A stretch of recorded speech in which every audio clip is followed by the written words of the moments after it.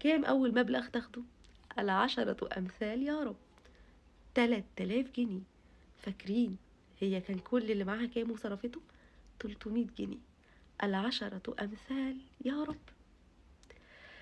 بتحكي وبتقول إن بعدها جالها مكالمة تانية من واحدة صاحبتها بتقول لها إن الجامعة بتاعتنا حصل فيها عجز في المعيدين، فطالبين حد بسرعة، والشروط اللي مطلوبة مطابقة عليكي تماما، تعالي نقدم بكرة.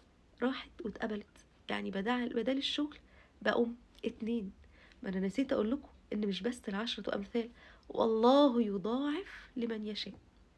وقتها ال3 بنات اتقسموا مع بعض، البنتين اتخانقوا مين هيديها اكتر علشان ال10 أمثال يا رب. وقفت كده بعد ما حكيت لهم الحكاية ولقيتها بتقولها لا انتي هتاخدي نص ده، والتانية بتقولها لا انتي هتاخدي واحدة، ولقيتهم بيقولوا يا رب احنا كمان ال10 أمثال. فبصيت وضحكت. ايوه، ال10 أمثال يا رب. والحقيقة ان دي مش قصة يعني مفبركة، دي قصة حقيقية. والأجمل القصة اللي حصلت معايا أنا من بعد القصة دي، وأنا دايما لما ربنا بيكرمني بتصدق بحاجة بقيت أقول يا رب ال10 أمثال. وصراحة ساعات مطمع وبقول يا رب الله يضاعف لمن يشاء، ال10 أمثال ومضاعفة يا رب. ففي مرة طلعت صدقة معينة بمبلغ معين، وأنا ماشية قلت يا رب ال10 أمثال. أقسم بالله، أقسم بالله إن اليوم ده بالليل جالي ال10 أمثال يا رب بالظبط. فطمعت، وبال10 أمثال دول قلت أنا هعمل عزومة لأهل بيتي وهنتجمع سوا. وكانت نيتي إن أنا أدخل الفرحة على قلب كل واحد فيهم. واحنا بناكل قلت يا رب أنا تصدقت بإطعامهم وعايزة عشان بحبهم ونفسي كلهم يفرحوا، فيا رب ال10 أمثال وأضعافها.